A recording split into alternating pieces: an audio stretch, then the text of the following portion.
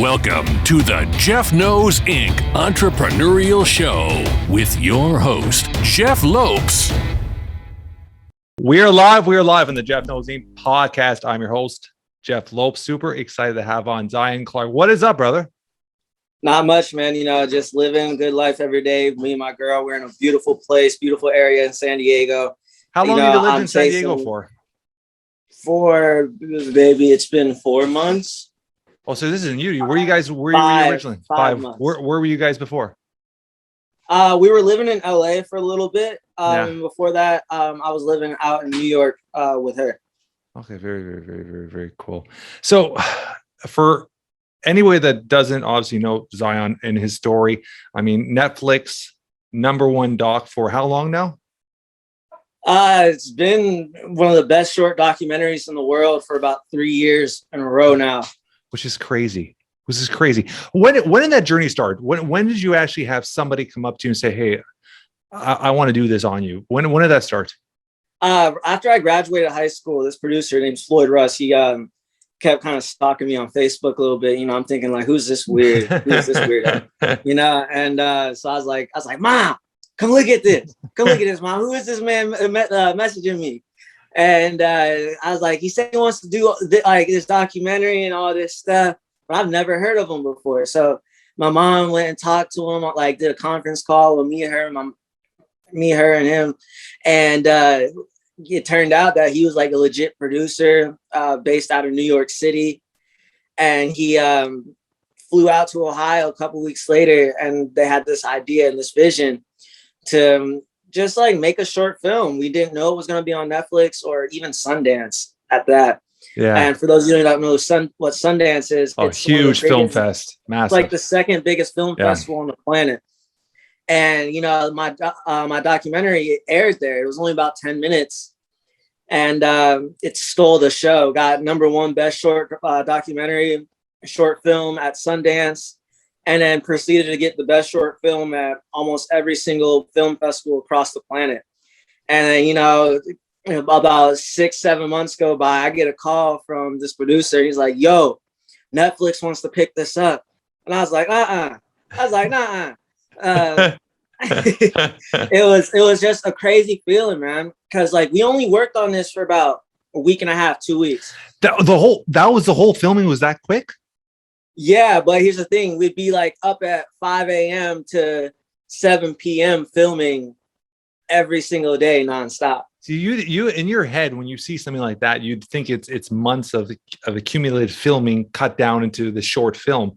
Because usually you see a commercial for 60 seconds, they might go through 3, 4, 5 days to film that commercial. So that's pretty crazy. Yeah. They did that in such a short period. Oh yeah. We definitely filmed the documentary was only 10 minutes, but we filmed I don't know, 15 hours of footage. Yeah. Crazy. For all the stuff I did, only a minuscule part was put in.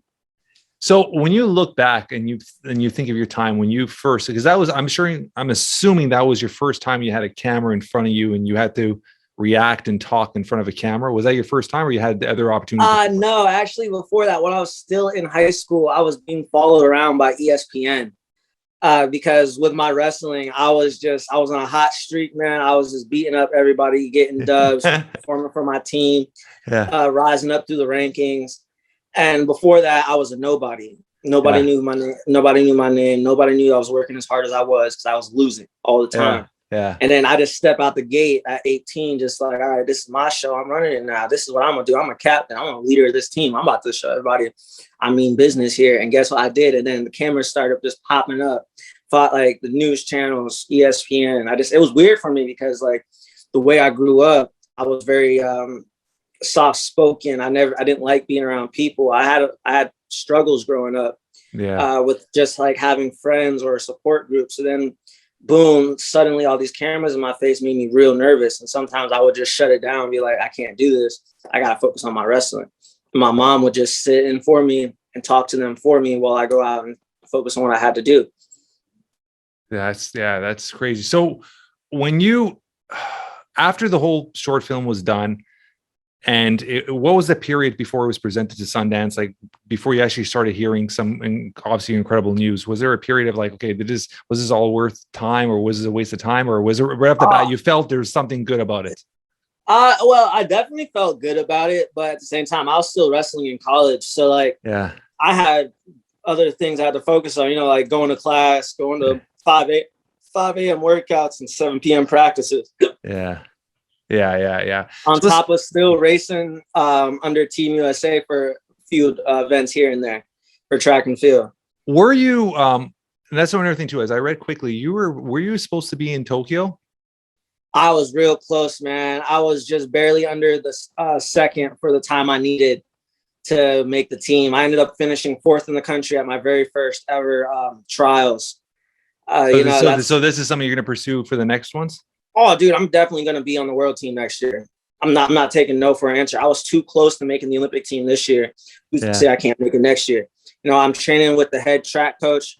I'm training with a lot of different doctors and scientists for like oxygen intake and muscle health. And dude, like I'm doing as much as I can because I'm not taking no for an answer. There's no way. I work too hard. I might not be a veteran like all these other guys. I only have 5 years of experience. These guys have like 20 or more. But here's the thing. I might 20 years, 5 years, you would think there'd be a big gap between like the level of skill. But in all reality, there's really not, because I push myself to the brink of exhaustion every training session, every practice, so I can compete against the best. And so I can be proud right now to say that I'm one of the fastest men in the country, in the United States. I got a small ear to ear, because that's one thing.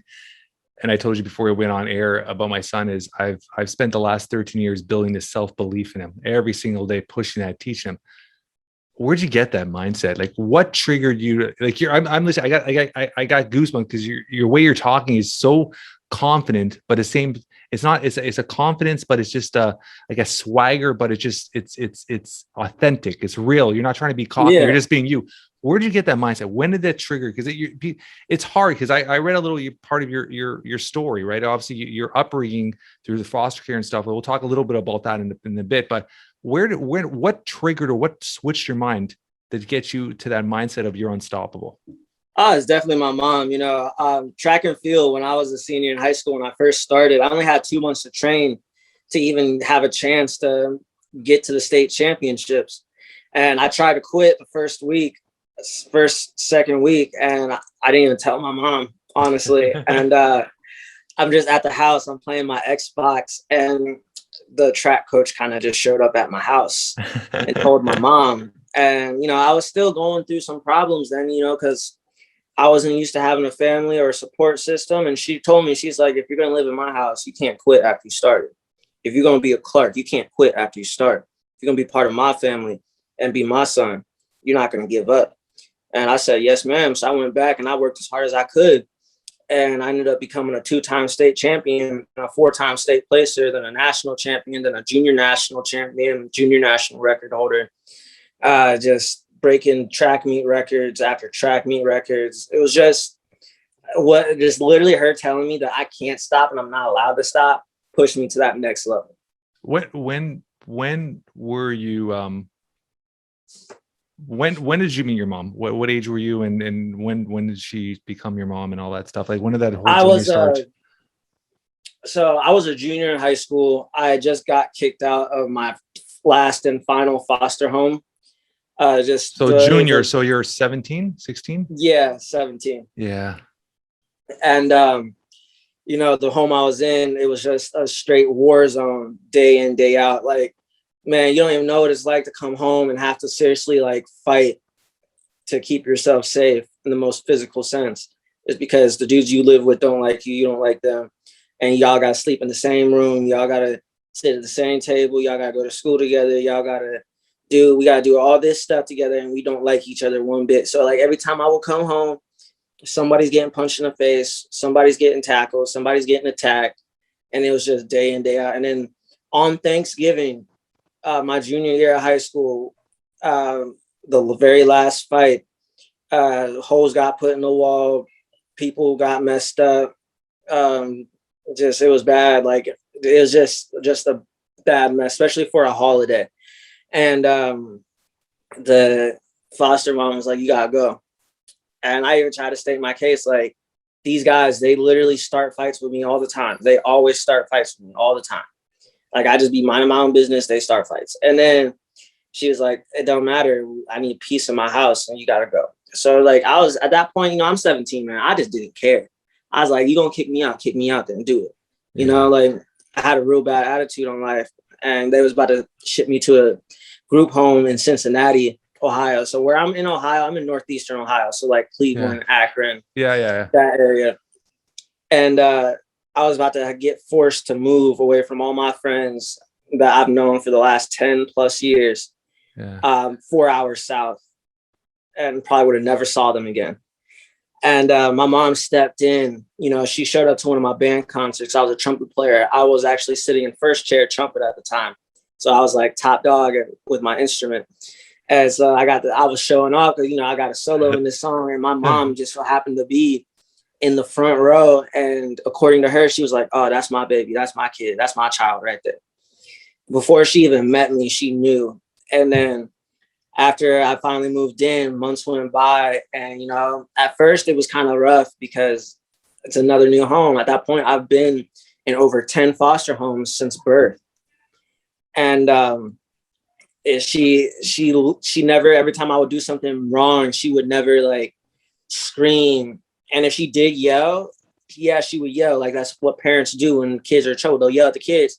But instead of punishing me even further after giving me the business, she would sit me down and speak life and teach me things and give me lessons and what to do, what not to do for next time. I never had that. At that point, how hard was it for you to open up your heart to somebody at that point? Because you're 17. It was real hard. You're scarred at that point, yeah. Yeah, because like I'm telling you right now, even after I moved in with my mom, I still had run-ins with the cops. I was still getting arrested. I was still just running around the streets. I was still like doing as many bad things as you could think of, whether it was robbing somebody or just stealing from a store or beating somebody up in the street because they did you wrong or just looked at you funny. Like I was a mess. Did you, like, let me ask you a quick question. Did you find, because of your situation of obviously your disability, did you find you had you had this anger where you wanted to take on constantly on everybody? You wanted to prove a point to people? No, it's the thing. Here's the thing about it. I was a very quiet kid for real until I was pushed to that point where like, I'm mad. Now I'm mad. Now I'm the bad guy. Yeah. Now everything's my fault. Yeah. Like I might have like a bad day at school and I come home to a foster home and it's just because the school called them, like say I didn't do my homework. Yeah. And I missed recess so I could do my homework. They would call my foster mom because the parents asked them to call them. And then I would get the crap beat out of me right afterwards I get home just because the school called them. Like stuff like that. When you go through something like that, man, it's not, you can't just walk into everywhere you go with a big old smile on your face. Like, everything's going and everything's good. No, it don't work like that. Yeah. And my thing was I had a bad attitude and I was still like, all right, I'm literally thinking like, I'm from the streets, man. I'm a hard ass dude, because I ain't scared of nobody. Yeah. And I'm going to show that everybody I'm a boss because I'm tired of people picking on me. I'm tired of people bullying me. I'm tired of people just thinking that they can walk all over me. And I was sick of that. So I started getting in trouble because guess what? I started getting stronger and I started knowing how to fight. So I started sticking up for myself and that would get me in trouble all the time, just sticking up for myself. And my mom, she would understand that. Like for one instance, I got in trouble at school my senior year of high school because this dude spit at me in class.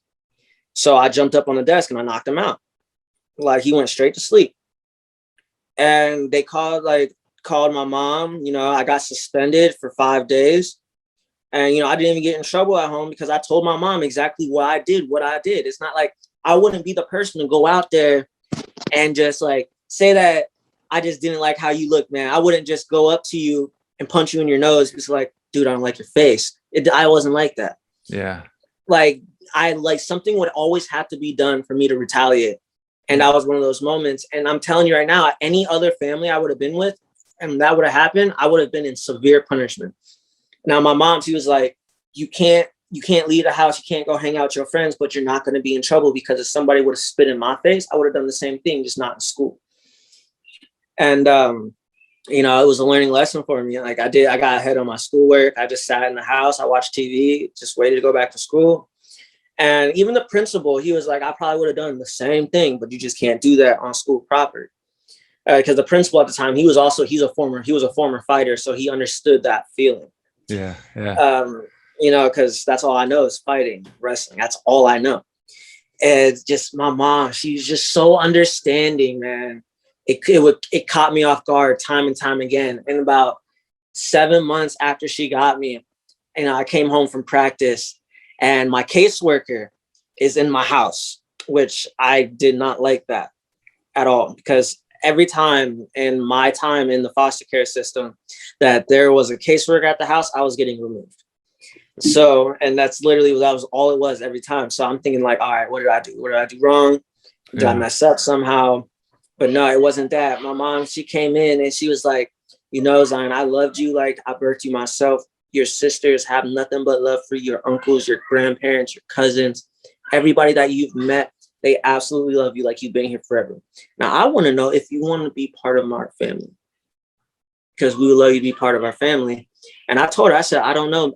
My mom's name is Kimberly. So I said, I don't know, Miss Kim.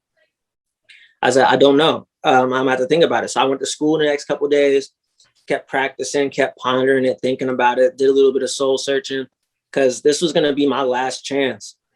If this didn't work out, I was going to be on my own in the streets by myself. And I would have been fine with that too. But there was something different about this woman and this family that I never felt before, you know? And about 4 or 5 days after I got asked that, I came back and I was like, you know what? I want to be your son. I want to be part of this family. I want to be a Clark. And she's like, if you're going to be a Clark, what you got to call me? And I said, I guess I got to call you mom then. And then ever since then, I've been calling her mom, and she's been my mother. There's nobody else that's more qualified to be my mother than that woman. I think we have to give her praise. What's her full name again? Her name's Kimberly Hawkins. Her name's Kimberly Clark Hawkins. That's why we get the last name Clark.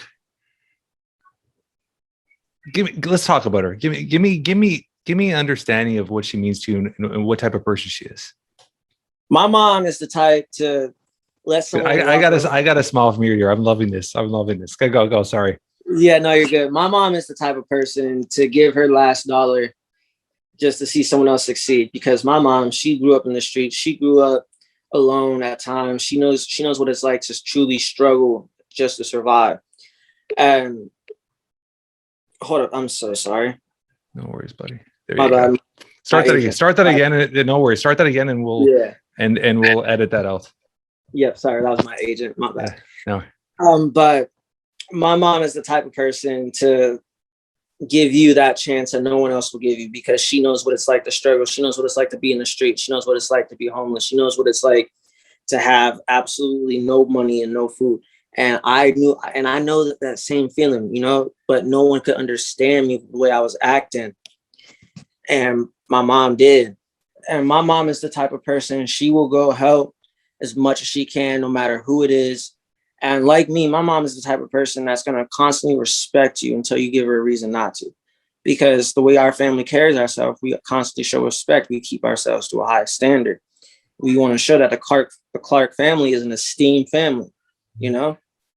I love that. I remember somebody saying to me when I was younger too, is like, our last name's Lopes, and you got to hold it close to your heart, and you got to be proud of it, and you have to give respect to it. And I love that you keep saying Clark, and I mean, obviously you show a lot of respect towards that. So I love that. Let's talk a little bit about your wrestling. Yeah. When's the first time you stepped on a mat? How old are you? And obviously it was a journey to get to where you were championship wise, but what was your first relationship with wrestling, and what pushed you towards that sport? All right. So when I started wrestling, I was 7 years old. Well, you started that young, huh? Yeah, I've been doing it a very long time. Wow. Okay. Wrestling, it's crazy. So the high school coach that led me to be the champion I am, Yeah. his identical twin brother, like years and years before that, was the one that got me to start wrestling. What? That's crazy. Ain't it though? Isn't that a story, man? Yeah, like, that is insane. But like twin brothers, my high school coach's name is Gil Donahue. His identical twin brother is named Greg Donahue. And they were called the Donahue Wrestling Twins. You know, like they're both were high level wrestlers, both wrestled on the world team, both wrestled in college, both All-Americans. Those guys were the epitome of wrestling. Yeah. And the one, he just so happened to be my art teacher and gave me a flyer and was like, you should try this. I think you could be good at it. Even though for years on years and years on end, I sucked. I loved it. And, you know, I still remember that first practice. I walked in and Coach Donahue's face just lit up because he was so excited that I showed up. I didn't know what that type of wrestling was. I didn't understand it, but I just knew, I had a feeling like, all right, I definitely belong here. This is definitely where I'm supposed to be. This seems like a type of family that I can roll with for a long time. And even now, Coach Donahue, his nephew, my high school coach's son, is my best friend. You know? Yeah, like they're like a second they're essentially a second family to you. Yeah, like that whole family, that whole family is the reason that I'm a wrestler. If they never came up to me, I wouldn't be a wrestler. And I really believe that, like 100%. Give me one wrestling story through high school, and then give me one through college. But one through high school, just when you look back, just puts a smile on your face. In high school, I was at this tournament called the JC Gorman, and it was a big tournament. Like you had like returning state champs, state places, all the best guys in the state were at this tournament. And I remember first match I won, second match I lost actually 2-1. And I was kind of hurt by it, but I had lost to a returning state placer. And I was like, whatever. And then, you know, coach gave me a pep talk. And then I go against somebody that was the next match against somebody that was ranked even higher than the dude that I lost to. And ended up beating him in overtime. He tried to jump over me to get the takedown, and I caught his legs by his ankles in midair. Like, it's like some like Matrix type stuff. Like, no one moves in slow motion and you go like, whoa, like, you know what I mean? Like, it was real like that. Like, I caught his body and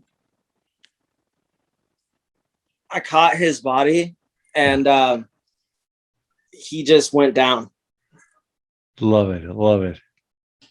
What about college? Give me a good story in college. College, I was at the regional championships, you know, as a freshman, to make it to the national championships, right? And it was like I had won the first match, won the second, and I'm in the semifinals, right? Man, I wrestled against Toledo College, and this dude was just real good. He was giving me the business for a second, and I got really upset.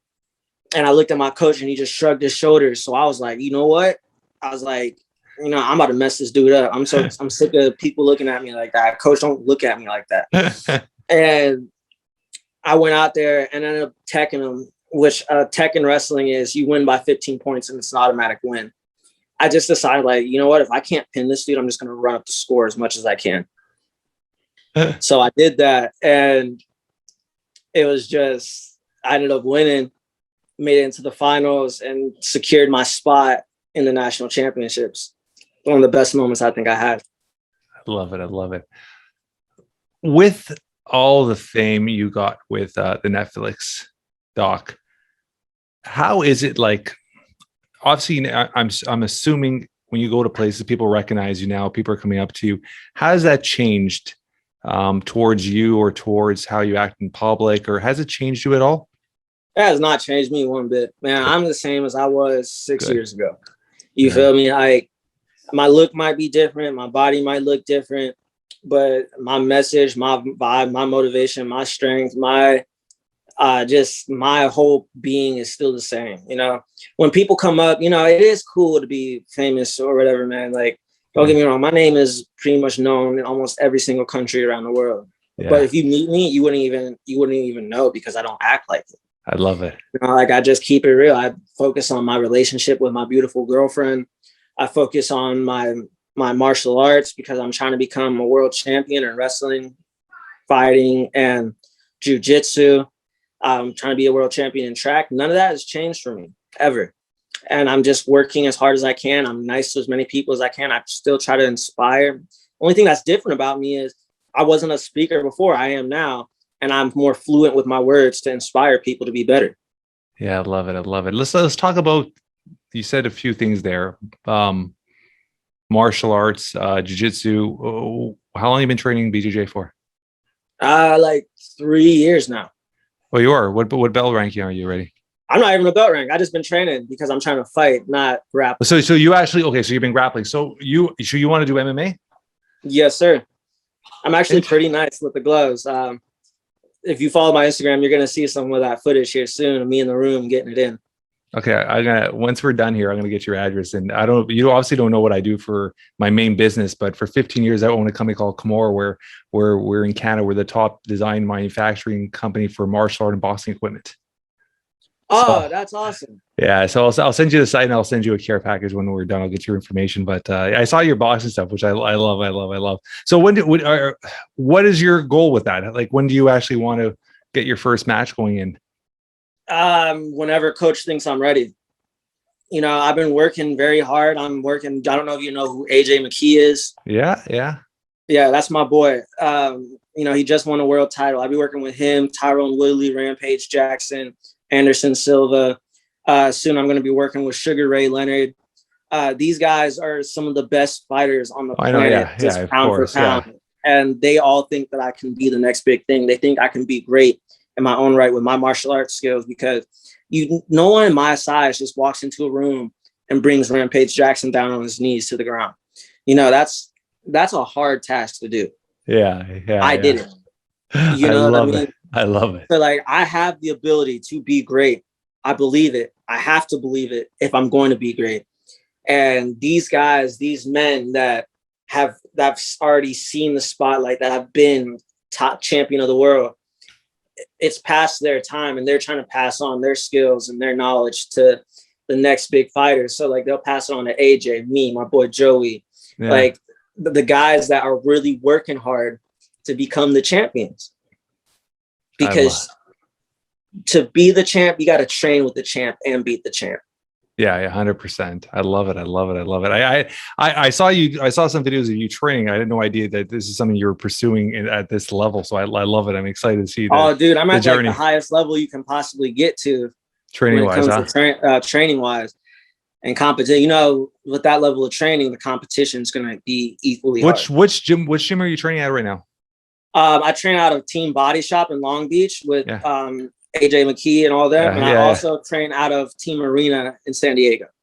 Oh, very, very cool. And then I'll every once in a while I'll train with Spider Kick, Anderson Silva's gym.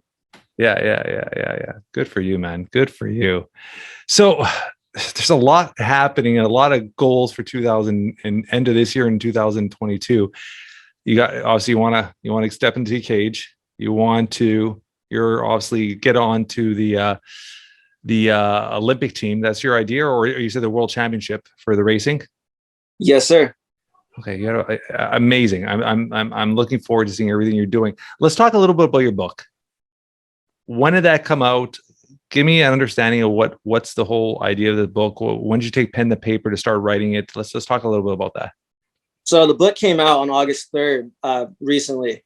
Oh, it's just recent.